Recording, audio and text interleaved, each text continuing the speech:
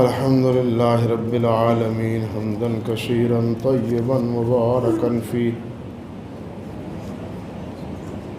اللهم لك الحمد كما ينبغي لجلال وجهك وعظيم سلطانك. اللهم لا نحصي ثناء عليك أنت كما أثنيت على نفسك.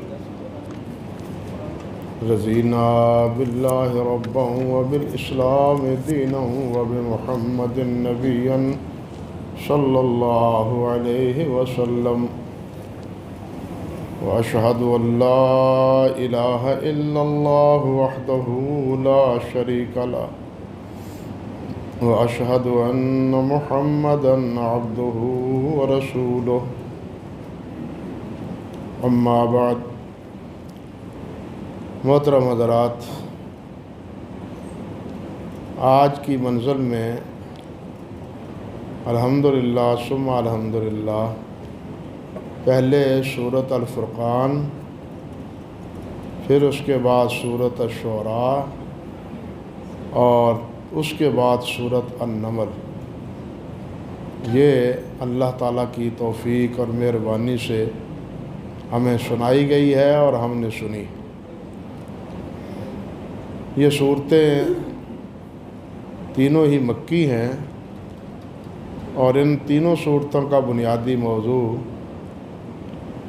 اللہ سبحانہ و تعالیٰ کی توحید اور نبی کریم صلی اللہ علیہ وسلم کی رسالت اور نبوت کا تذکرہ اور اہل ایمان کے اوصاف اور ان کے عمل و کردار کا بیان ان میں اللہ رب العزت نے فرمایا ہے.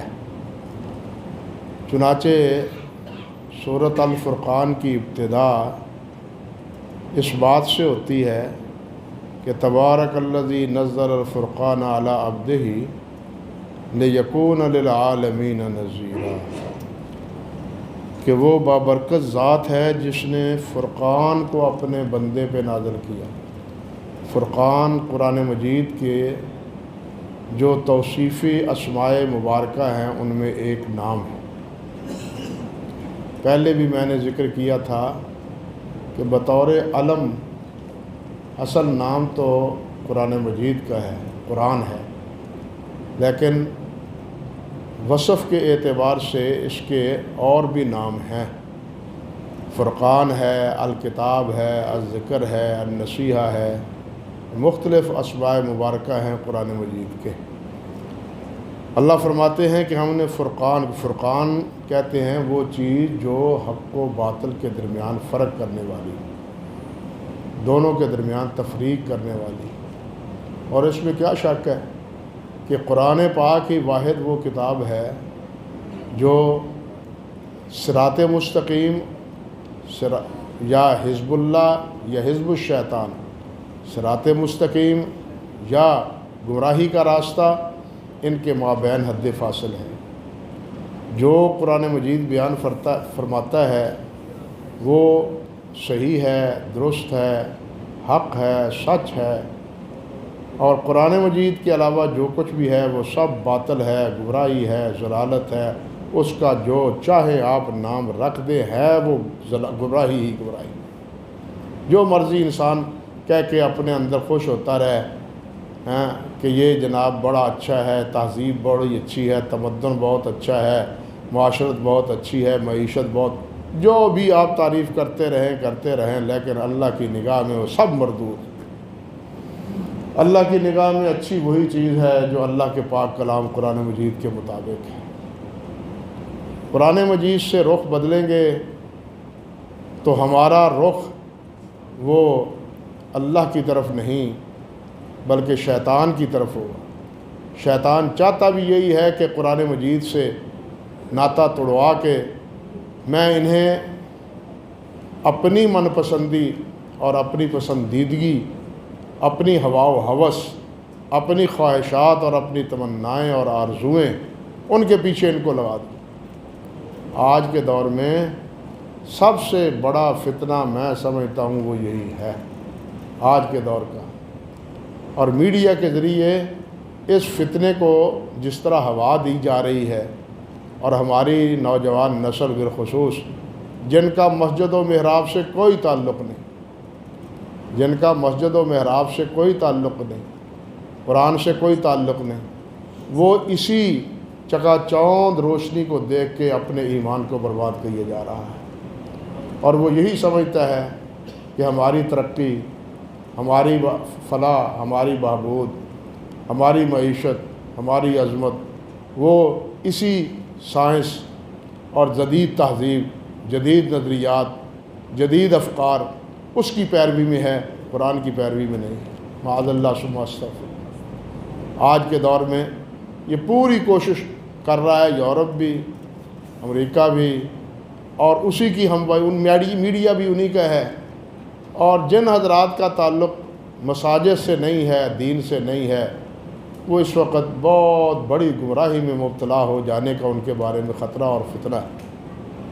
اللہ تعالیٰ محفوظ رکھے۔ یہ ہمیں اللہ تعالیٰ کا شکر ادا کرنا چاہیے کہ اللہ تیرا شکر ہے کہ اپنے گھر میں ہمیں حاضری کی توفیق عطا فرماتے ہیں۔ چلیے کسی نہ کسی ناطے، کسی نہ کسی دائرے، کسی نہ کسی درجے میں تو ہمارا اللہ کے ساتھ تعلق جڑا ہی ہوا ہے نا، لیکن جن کا اللہ کے ساتھ تعلق جڑا ہی نہیں، جو اللہ ذوالجلال والاکرام سے بالکل کٹے ہوئے ہیں، اور ان کا مطمع نظر اپنی تمنائیں اور اپنی آرزوئیں پورا کرنا ہے، وہ قرآن مجید کی تعلیم کو کیسے سینے سے لگا سکتے ہیں، اور اللہ رب العزت کی راہ بتلائی ہوئی جو ہے اس کو کس طرح اپنا سکتے ہیں۔ ان کے نزدیک تو بس یہی ہے جو ہم چاہیں ہو جائے۔ نہیں بھائی، جو اللہ اور اللہ کے رسول چاہیں وہ ہو جائے، جو اللہ اور اللہ کے رسول چاہیں وہ ہو، ہم جو چاہیں وہ نہیں۔ اللہ کی جو چاہت ہے، اللہ کے رسول صلی اللہ علیہ وسلم کی جو چاہت ہے، ہمیں اس کی فکر کرنی چاہیے۔ اپنی چاہتیں، اپنی تمنائیں، اپنی آرزویں یہ تو پوری ہوتی ہی نہیں۔ نبی کریم حضرت محمد رسول اللہ صلی اللہ علیہ وسلم نے ارشاد فرمایا ہے، اور آج ہم وہ چیز بالکل اپنی آنکھوں کے سامنے دیکھ بھی رہے ہیں، پڑھ بھی رہے ہیں۔ آپ نے فرمایا لو کان لابن و آدم وادیان من ذہب لابتغى ثالثا۔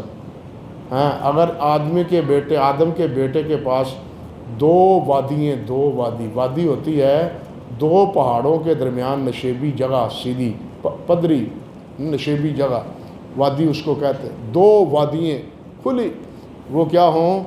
وہ سونے کی ہوں، لابتغى ثالثا، وہ کہے گا تیسری اور ہونی چاہیے، دو پہ وہ سیر نہیں ہوگا، اس کا دل مطمئن نہیں ہوگا، کہے گا اور ہونی چاہیے۔ اللہ کے نبی نے فرمایا لا یملأ جوف ابن آدم الا التراب، اس کا پیٹ بھرے گا تو مٹی ہی بھرے گی اور کوئی نہیں بھرتا۔ یہ دنیا سے تو کسی کا دل بھرا ہی نہیں۔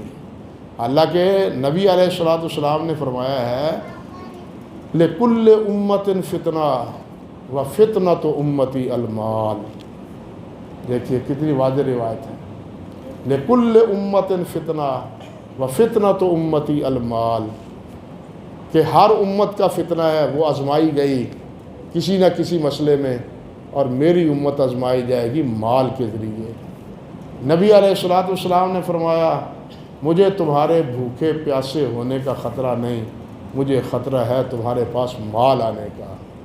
حضرت عمر فاروق فرماتے ہیں رضی اللہ تعالیٰ عنہ، جب ہمارے پاس پیسہ نہیں ہوتا تھا کھانے پینے کے لیے، وہ فراوانی نہیں ہوتی تھی، ہمیں اس وقت کوئی فکر نہیں ہوتی تھی، جب سے یہ مال آیا ہے اس وقت ہم فکر مند ہو گئے۔ یہ ان کی بات ہے جن کے ایمان، اب ہمارے پاس جتنا مال کم ہوتا ہے اتنا ایمان کم ہوتا ہے۔ یہاں گنگا الٹی چلتی، جتنا پیسہ کم، جتنا مال کم اتنا ایمان کم۔ حالانکہ جتنا ایمان زیادہ ہونا چاہیے پیسہ کم ہونا چاہیے۔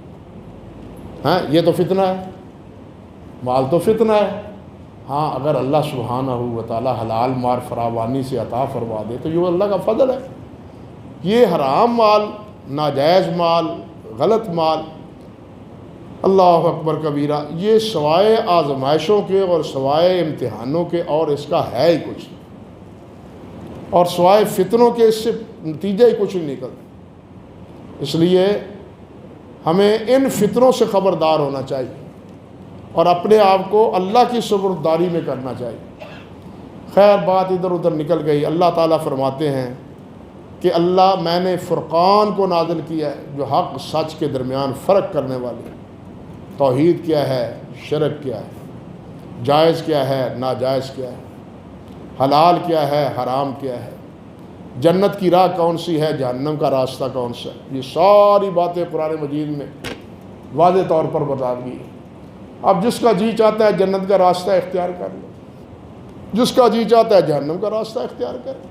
ہم قرآن نے تو بتلا دی یہ دونوں راستے، یہ راستہ ہے جنت کا، یہ جہنم کا راستہ۔ جنت جانے کے یہ اعمال ہیں اور جنت جانے کے یہ اعمال۔ حدیث کی دعا ہے، قاری صاحب پڑھا کرتے ہیں کبھی کبھی، اللہ اکبر کبیرہ، اللہم انا نسألک جنت الفردوس وما قرب الیہا من قول وعمل، اللہم انی اعوذ بک من عذاب جہنم وما قرب الیہا من قول وعمل۔ اے اللہ ہم تو اس سے جنت کا سوال کرتے ہیں اور ان اعمال کا سوال کرتے ہیں جن اعمال کو اپنا کے انسان جنت پا لیتا ہے۔ اللہ ہم آپ سے جہنم سے پناہ مانگتے ہیں اور اس حال سے بھی، اس عمل سے بھی پناہ مانگتے ہیں جن کو اپنانے سے انسان جہنم چلا جاتا ہے۔ یعنی جہنم سے بھی پناہ، جہنم میں جانے والے اعمال سے بھی پناہ، صرف یہ نہیں، جہنم سے بھی پناہ اور جہنم میں جانے والے اعمال سے بھی پناہ۔ اسی طرح جنت کی طلب اور جنت میں جانے والے اعمال کی بھی طلب، یہ ہے اصل مسئلہ۔ دیکھیے نا نبی علیہ السلام کی دعاؤں میں بڑی عجیب باتیں ہیں۔ نبی علیہ السلام کی دعا ہے، اللہم انی اسألک حبک وحب من یحبک وحب عمل یقربنی الی حبک۔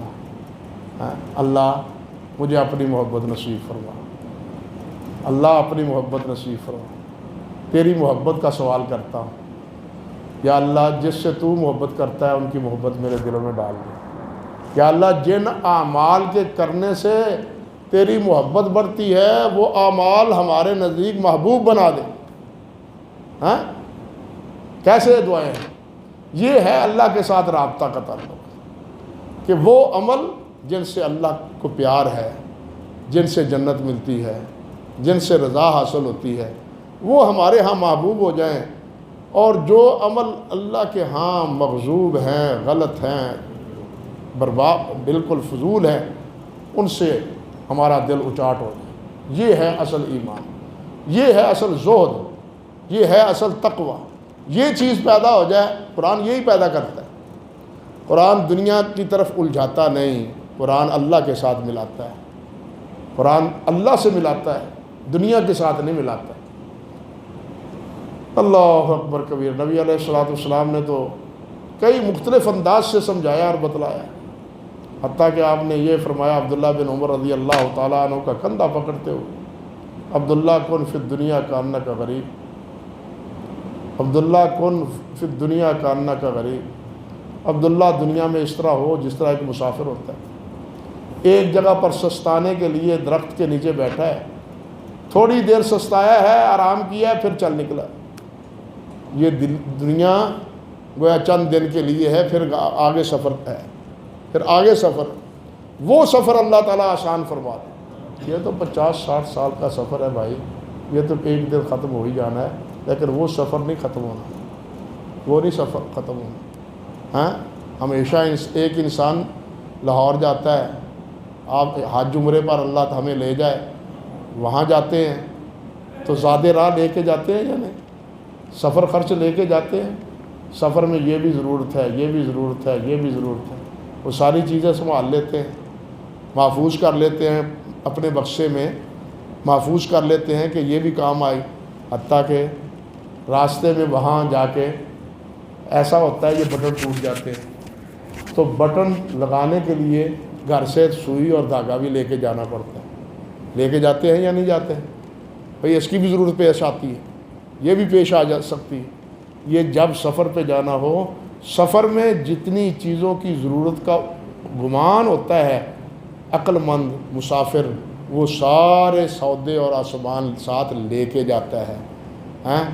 آگے جب جانا ہے آگے اگلے سفر پہ جانا ہے تو اس سفر کی بھی ہمیں تیاری کرنی چاہیے، وہاں جو کچھ پوچھنا ہے اس کا جواب تیار کرنا چاہیے، وہاں جو مراحل پیش آنے ہیں ان مراحل کو تلاش کر کے ان کا حل ہمیں یہاں کر لینا چاہیے، تاکہ اس سفر میں پھر خجالت نہ ہو، پشیمانی نہ ہو، پریشانی نہ ہو۔ یہ ہے اصل مقصد انسان کا، اور انسان کو یہ قرآن مجید عطا کرنے کا، یہ جو اس کو فرمایا ہے نا اللہ نے کہ یہ فرقان ہے اپنے بندے پر میں نے نازل کیا، یہ فرقان ہے لِيَكُونَ لِلْعَالَمِينَ نَذِيرًا، تاکہ سارے جہان والوں کو ڈرا دیں، خبردار کر دیں، صرف مکے والے نہیں، پوری دنیا۔ یہ قرآن سارے دنیا کے لیے، حضرت محمد رسول اللہ صلی اللہ علیہ وسلم پوری دنیا کے لیے۔ یہی امتیاز ہے دین اسلام جو اللہ تعالیٰ نے حضرت محمد رسول اللہ صلی اللہ علیہ وسلم پر نازل فرمایا تھا، کہ پہلی کتابیں صرف بنی اسرائیل کی طرف ہے، یعنی تورات ہے صرف بنی اسرائیل کی طرف۔ آپ نے سنا ہے سورہ شعراء میں بھی آپ سنا ہے کہ موسیٰ علیہ السلام نے یہی کہا، ہمارے بنی اسرائیلوں کو میرے ساتھ چھوڑ دو، ان کو میرے ساتھ، یہ میری برادری ہے، میرا خاندان ہے، میرے ساتھ بھیج دو، کسی اور کی طرف نہیں بھیجا۔ حتیٰ کہ آپ حیران ہوں گے، انجیل میں حضرت عیسیٰ علیہ السلام نے جس وقت حواری مقرر کیے ہیں اپنے، اور جا کے کہا ہے کہ جا کے دعوت و تبلیغ دو، پیغام دو حق کا، تو انہیں یہ سبق دیا، انجیل میں ہے، متی میں بھی، لوقا میں بھی، کہ وہاں بنی اسرائیل کی قوم کے پاس جانا، بنی اسرائیل کے علاوہ کسی اور کے پاس نہ جانا، کیونکہ یہ نبوتیں بنی اسرائیل کے لیے تھی، خاندان کے لیے تھی، لیکن یہ جو دین اسلام وہ قریشیوں کے لیے نہیں ہے، وہ مکے والوں کے لیے نہیں ہے، وہ عرب والوں کے لیے نہیں ہے، وہ ساری دنیا والوں کے لیے، لِيَكُونَ لِلْعَالَمِينَ نَذِيرًا، سارے جہان والوں کو یہ۔ اور یہاں پھر وہ دیکھیے الَّذِي لَهُ مُلْكُ السَّمَاوَاتِ وَالْأَرْضِ، اس مالک نے اس کو بھیجا ہے جس کی بادشاہت زمین و آسمان پر، جس طرح اس کی بادشاہت زمین و آسمان پر ہے، وہ چاہتا ہے کہ میرا حکم بھی زمین و آسمان پر چلے۔ آسمانوں پر تو چل ہی رہا ہے، زمین پر بھی چلے۔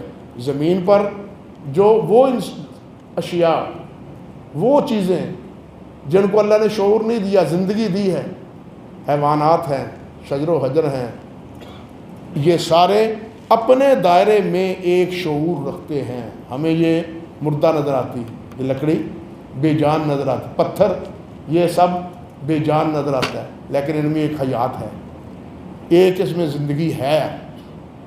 احادیث سے، قرآن مجید سے پتہ چلتا ہے کہ ان میں ایک زندگی ہے۔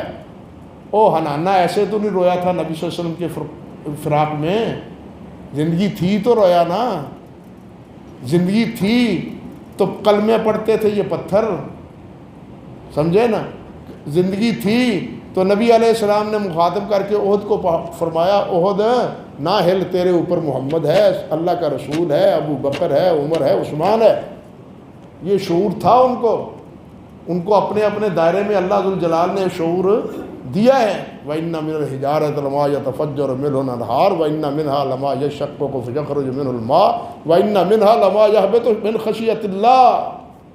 اللہ فرماتے ہیں کہ ان پتھروں سے پانی بہہ جاتا ہے، یہ گر جاتے ہیں اللہ کے ڈر سے، من خشیت اللہ، پتھر اللہ کے ڈر سے کانپ اٹھتے ہیں، یعنی ان میں ایک شعور ہے۔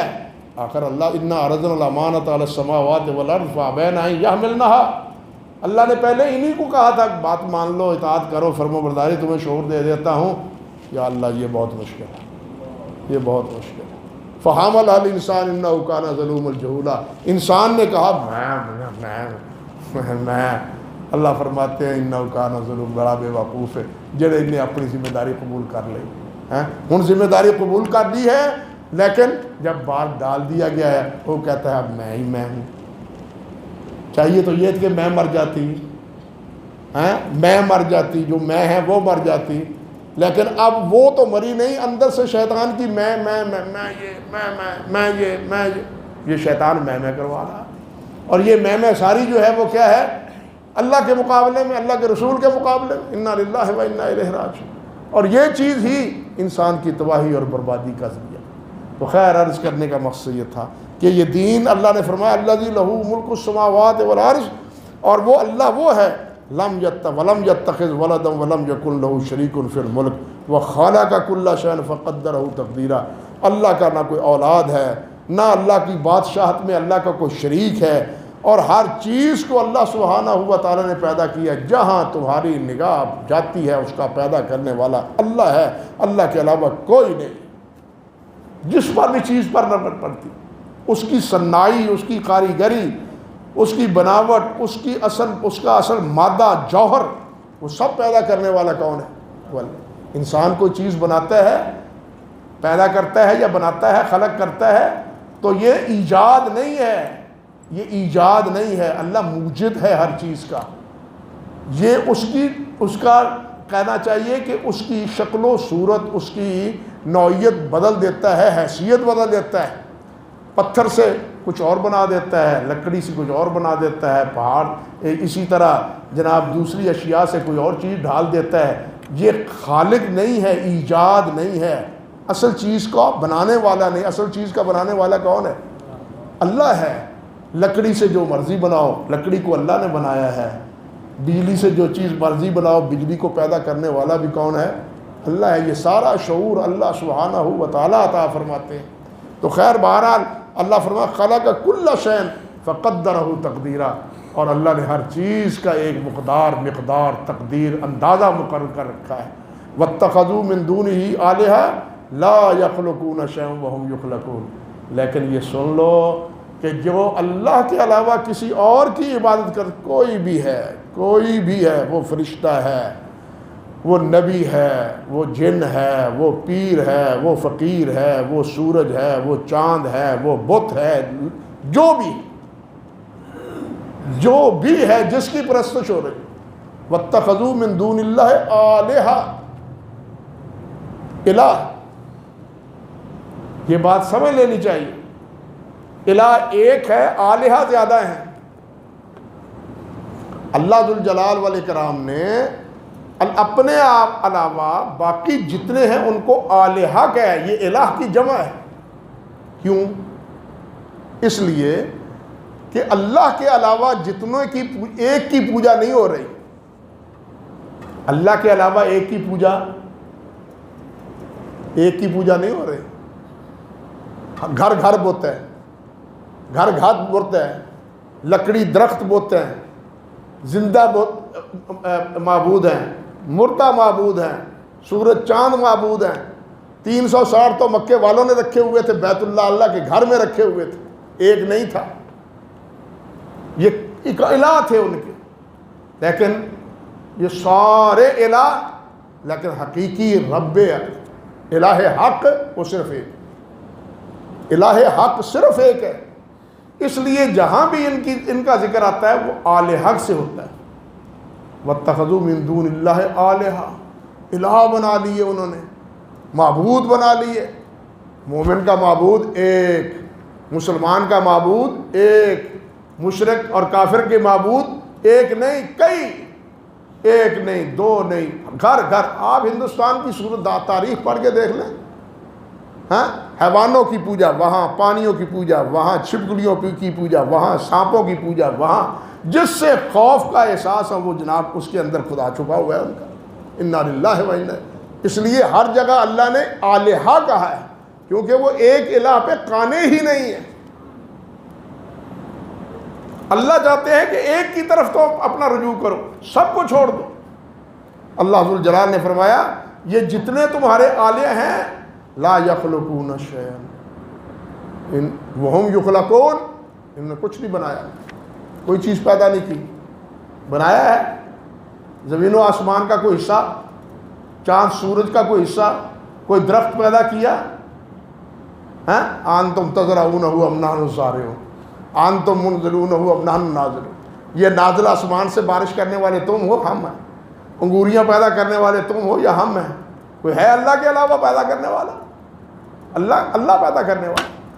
اسی طرح یہ فرمایا لا یخلقون شیئا وہم یخلقون، بلکہ ساتھ ولا یملکون لانفسہم ضرا ولا نفعا ولا یملکون موتا ولا حیاتا ولا نشورا.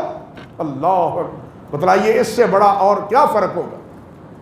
بتایا نا فرقان ہے. یہ قرآن کیا ہے؟ فرقان ہے. اللہ نے فرمایا اور جن کی تم پوجا کرتے ہو، عبادت کرتے ہو، یہ تو اپنے نفع نقصان کے مالک نے. اپنے آپ کو بچا نہیں سکتے، اپنے فائدے کی نہیں کہہ سکتے۔ مجھے آپ بتلائیں جن کی بھی پرستش ہوتی ہے، سوچیں ذرا سنجیدگی سے، کیا وہ بیماری سے اپنے آپ کو بچا سکتے ہیں؟ محتاجگی سے بچا لیتے ہیں، موت سے بچا لیتے ہیں، اولاد فوت ہوتی ہے تو بچا لیتے ہیں، مال کا نقصان ہوتا ہے تو بچا لیتے ہیں، سامنے ساری چیزیں ہیں۔ اللہ فرماتا ہے اپنے لیے جو نقصان ہے وہ بھی، اپنے نقصان سے بھی وہ نہیں بچ سکتے، کسی کا نقصان۔ اب جب جو اپنے نفع نقصان کا مالک نہ ہو، وہ میرے اور آپ کے نفع نقصان کا مالک کیسے سمجھ لیا جائے؟ انسان کو اتنی بات بھی سمجھ نہیں آتی۔ ہماری طرح یہ بیمار ہوتا ہے، میری بیماری کا علاج اس کے ہاتھ میں کیسے؟ میری بیماری کا علاج کس کے پاس ہے؟ اذا مرضت فہو یشفین۔ ابراہیم نے کہا تھا نا علیہ السلام، اذا مرضت فہو یشفین، بیمار ہوتا ہوں تو شفا وہ دیتا ہے۔ شفا ان کے پاس نہیں ہے، شفا اللہ کے پاس ہے، رزق اللہ کے پاس ہے، ان کے پاس نہیں ہے۔ عزت اللہ کے پاس ہے، تو عز من تشاء و تذل من تشاء بیدک الخیر، اللہ کے ہاتھ میں عزت ہے، ان کے ہاتھ میں عزت ذلت نہیں ہے۔ یہ سیدھی سی باتیں بھی اللہ کی نہیں سمجھ آتی۔ قرآن نے صاف صاف ایسے سمجھایا ہے کہ کوئی ابہام نہیں چھوڑا، لیکن افسوس یہ ہے کہ ہمیں یہ باتیں سمجھ نہیں آتی۔ اللہ فرماتے ہیں وَلَا يَمْلِكُونَ مَوْتًا وَلَا حَيَاةً، یہ نئی مالک استطاعت نہیں رکھتے کسی کی موت کی یا کسی کی زندگی کی۔ اپنے بارے میں یہ اپنی مرضی سے آئے ہیں، اپنی مرضی سے فوت ہوں گے، جب وقت آئے گا فوت ہو جائیں گے، کتنا بڑے سے بڑا کیوں نہ ہو، کتنا بڑے سے بڑا کیوں نہ ہو۔ وہ سب سے بڑا تو حضرت محمد رسول اللہ ہے صلی اللہ علیہ وسلم۔ ساری مخلوق میں سب سے بڑے اللہ کے رسول، یہ ایمان سمجھ لیں ہمارا، سب سے بڑا۔ بلکہ کہنا چاہیے دو لفظوں میں، بعد از خدا بزرگ توئی قصہ مختصر، اللہ کے بعد جس کا مقام ہے وہ صرف حضرت محمد رسول اللہ۔ سب چھوٹے ہیں، سب بڑے ہیں، بڑے سب سے کون ہیں؟ حضرت محمد رسول اللہ بڑے ہیں صلی اللہ علیہ وسلم۔ لیکن وہ بھی اللہ فرماتے ہیں انک میت و انہم میت، آپ نہیں مرنا، آپ بھی فوت ہونا ہے۔ ہوئے ہیں یا نہیں ہوئے؟ اسی لیے کسی نے کہا ہے نا، لو کان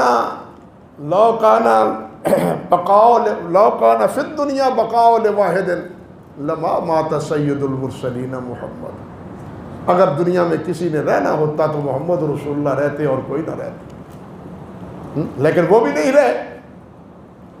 جو مرنے والا ہے، آپ نے سورۃ مائدہ میں پڑھا سنا ہے، حضرت عیسیٰ علیہ السلام اور ان کی والدہ کے بارے میں اللہ نے کیا فرمایا ہے؟ اگر اللہ ذو الجلال چاہے تو ان کو ہلاک کر دے۔ جو ہلاک ہو جانے والا ہو موعود ہو سکتا ہے، جو ہلاک جو ہو جائے مر جائے، بھئی مرنے سے پہلے کون سا؟ اس کے پیدا ہونے سے پہلے مشکل کشا کون تھا؟ حاجت روا کون تھا؟ بگڑیاں کون بناتا تھا اور مصیبتیں کون سنوارتا تھا؟ ان کے پیدا ہونے سے پہلے۔ یہ سیدھی سی باتیں بھی نہیں سمجھ آتی۔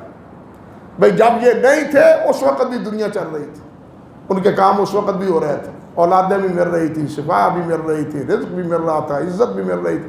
جب یہ نہیں تھے، جب نہیں ہوں گے تب بھی یہ سلسلہ اللہ کے ہاتھ میں ہے، ان کے ہاتھ میں تھوڑا ہے۔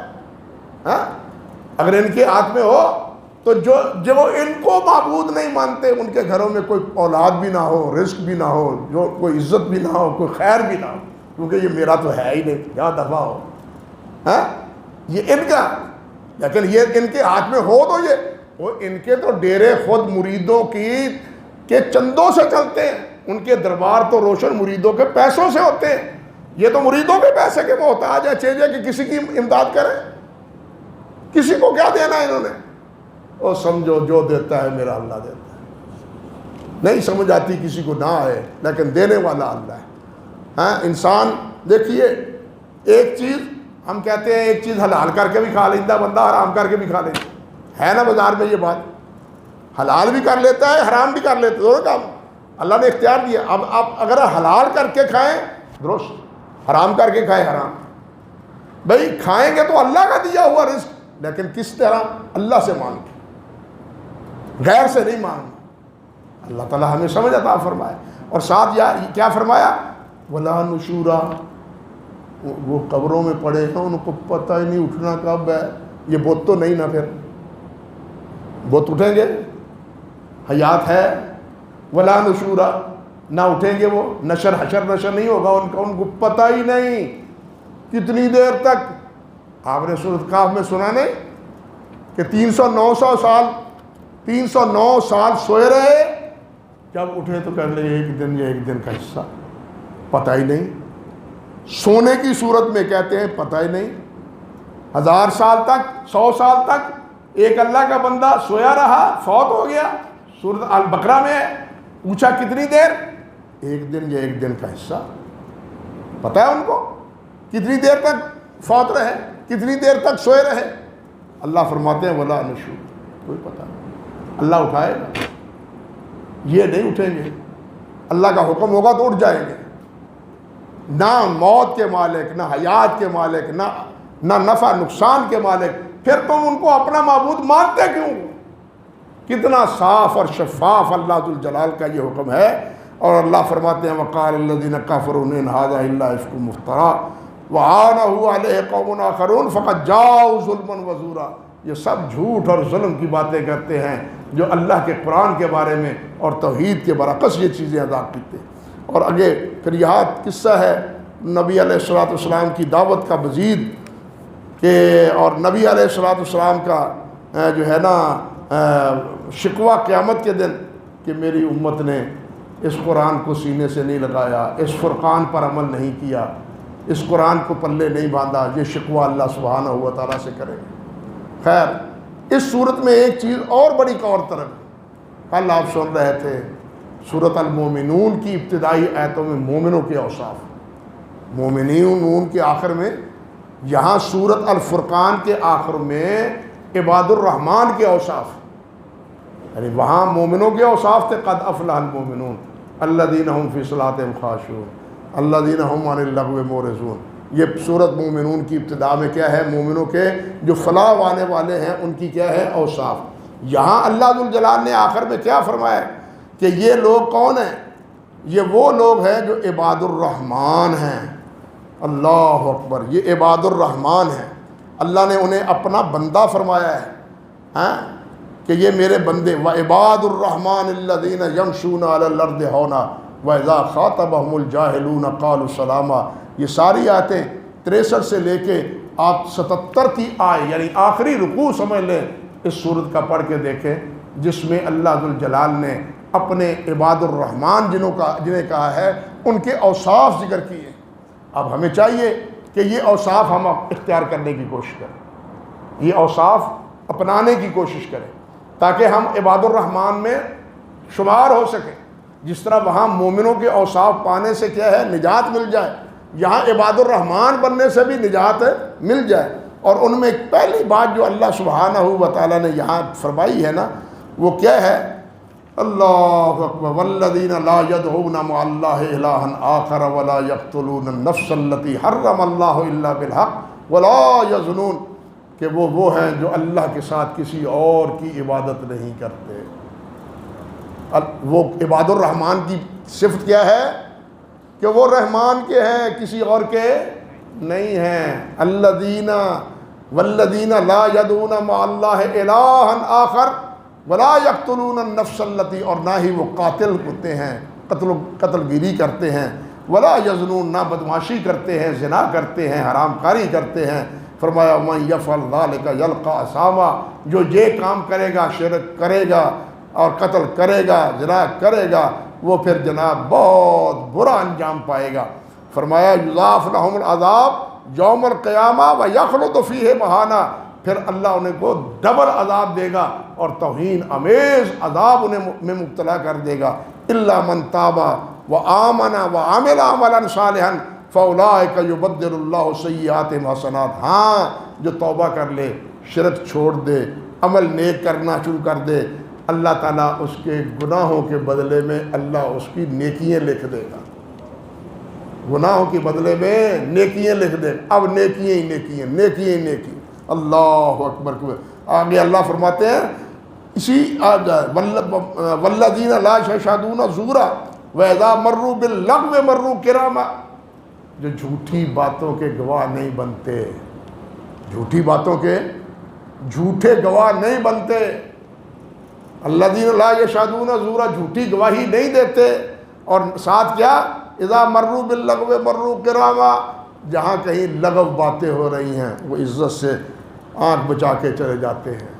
پیچھے پر سنا ہے نا آپ نے، جو لغو سے اجتناب کرتے ہیں، یہاں بھی وہی چیز کا تذکرہ، وَإِذَا مَرُّوا بِاللَّغْوِ مَرُّوا كِرَامًا وَالَّذِينَ إِذَا ذُكِّرُوا بِآيَاتِ رَبِّهِمْ لَمْ يَخِرُّوا عَلَيْهَا صُمًّا وَعُمْيَانًا، جب اللہ کی آیات پڑھی جاتی ہیں تو وہ گونگے بہرے نہیں ہوتے، انہیں سمجھ آ رہی ہوتی ہے اللہ کیا فرما رہا ہے۔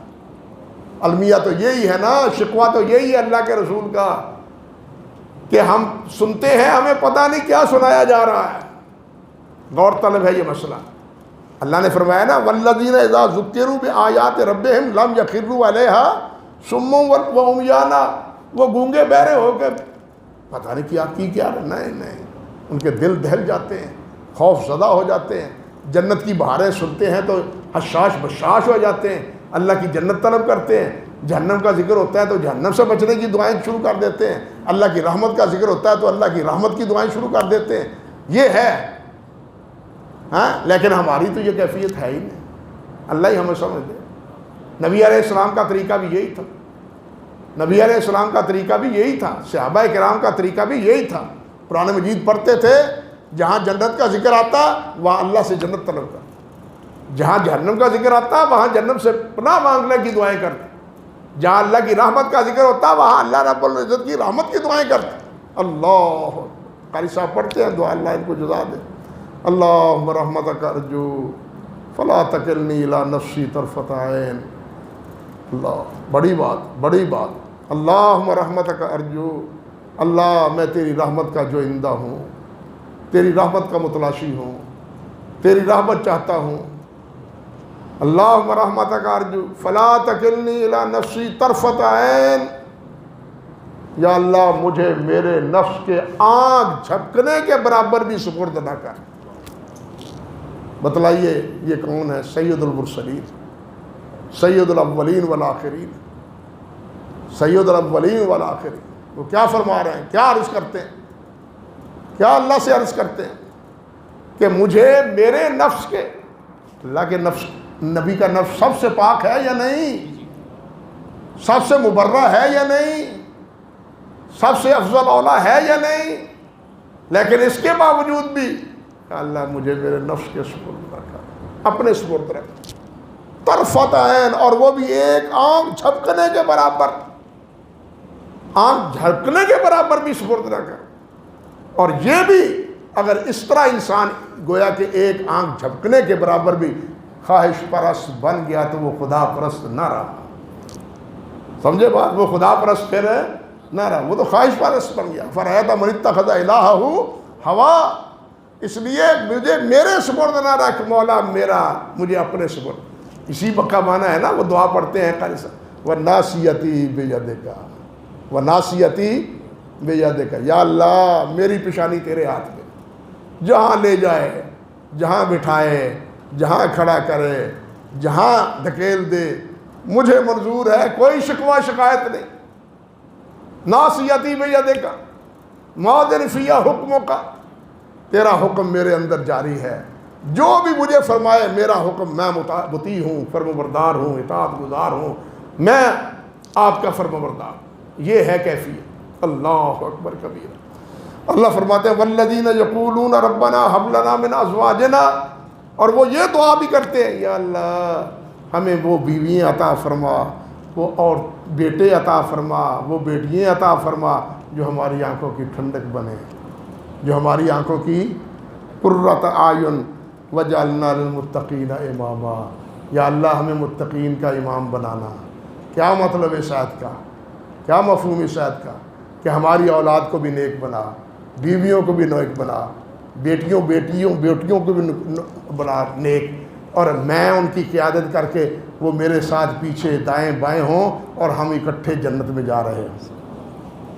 اگر باپ جنت میں جا رہے ہوں یا اولاد جنت میں جا رہی ہو، باپ پکڑا جا گیا ہو، اولاد پکڑی گئی ہو، تو کیا اس باپ کی آنکھیں ٹھنڈی ہوں گی؟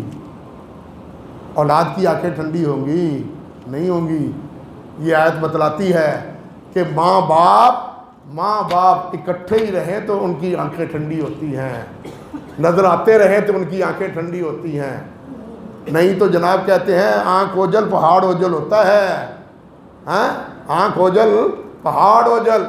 یہ آنکھوں کی ٹھنڈک دنیا میں بھی اسی طرح ہے، جنت میں بھی اسی طرح ہے۔ جنت میں بھی آنکھوں کی ٹھنڈک والدین کے لیے یہی اولاد ہے، اور آخرت میں بھی جنت کی یعنی آنکھوں کی ٹھنڈک یہی اولاد ہے۔ لیکن کس شرط سے؟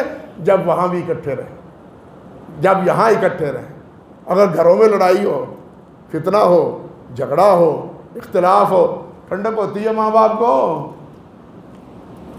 آنکھیں ٹھنڈی ہوتی ہیں ماں باپ کی، اولاد کی ہو جاتی ہوں، شاید ہو جاتی ہوں اولاد کی، لیکن ماں باپ کی تو نہیں ہوتی۔ ان کی تو نہیں آنکھیں ٹھنڈی ہوتی، وہ تو کہتی ہیں کہ قریب رہیں، ساتھ رہیں، ہمدرد رہیں، خیر خواہ رہیں، وہ تو یہ چاہتے ہیں۔ یہی منظر دنیا میں، یہی منظر جنت میں، یہی حیثیت دنیا میں، یہی کیفیت جو ہے وہ آخرت میں۔ وَجَعَلْنَا لِلْمُتَّقِينَ إِمَامًا، یا اللہ ان سب کو متقی بنانا، فاسق فاجر نہ بنانا، فاسقوں کا امام ہمیں نہ بنانا، فاجروں کا امام ہمیں نہ بنانا، کہ ہمیں بھی پوچھنا پڑے ہمارے بارے، ہمیں بھی ان کی طرف سے جواب دہی ہو جائے، ہمیں جواب دینا پڑے ان کے بارے میں۔ نہیں، یا اللہ ہمیں اور ہماری اولادوں کو اکٹھا جنت میں دے۔ اور یہ تبھی ہے جب دونوں کا میں یکسانیت ہو، تقوی ہو، پرہیزگاری ہو، اطاعت ہو، فرما برداری۔ یہ ہے اولئک یجزون الغرفۃ بما صبروا ویلقون فیہا تحیۃ وسلاما۔ یہ ہیں جو جنت کے غرفے پائیں گے، اور وہاں ان کو سلام سلام سلام ہی ہو رہا، خالدین فیہا، ہمیشہ ہمیشہ وہاں رہیں، ہمیشہ ہمیشہ رہیں۔ اللہ ہمیں ہمیشہ جنت میں رکھے۔ جو وہاں چلا گیا ہمیشہ رہے گا، وہ نہیں نکلے گا۔ جو وہاں چلا گیا وہ پھر رہے گا ہی ہمیشہ۔ یہ اللہ نے خبر دی ہے، دعا نہیں ہے، یہ خبر دی ہے، وہ ہمیشہ ہمیشہ کے لیے۔ اللہ بس جنت میں داخل کر دے، پھر رہنا ہی ہوتے ہیں انشاءاللہ العزیز۔ باقی شعراء دے اندر انبیاء کرام علیہ السلام کا ذکر ہے، اور اس کے بعد سورۃ النمل، اس میں بھی توحید کا بڑا سبق ہے۔ حضرت سلیمان اور حضرت داؤد علیہ السلام کو جو اللہ تعالیٰ نے انعامات عطا فرمائے تھے، ان کا تذکرہ ہے، اور اس کے ضمن میں توحید کی بڑی ہی نفیس باتیں ہیں، لیکن ساری باتیں تھوڑے سے وقت میں نہیں کہی جا سکتی۔ کچھ ضروری باتیں جو اللہ نے توفیق عطا فرمائی وہ میں نے آپ سے عرض کر دی ہے۔ اللہ ہمارے دلوں میں ایمان راسخ فرمائے، اپنی فرما برداری کے اعمال کرنے کی توفیق عطا فرمائے، عباد الرحمن کے جو اوصاف ہیں وہ اپنانے کی اللہ تعالی ہمیں توفیق بخشے۔ وآخر دعوانا ان الحمد للہ رب العالمین۔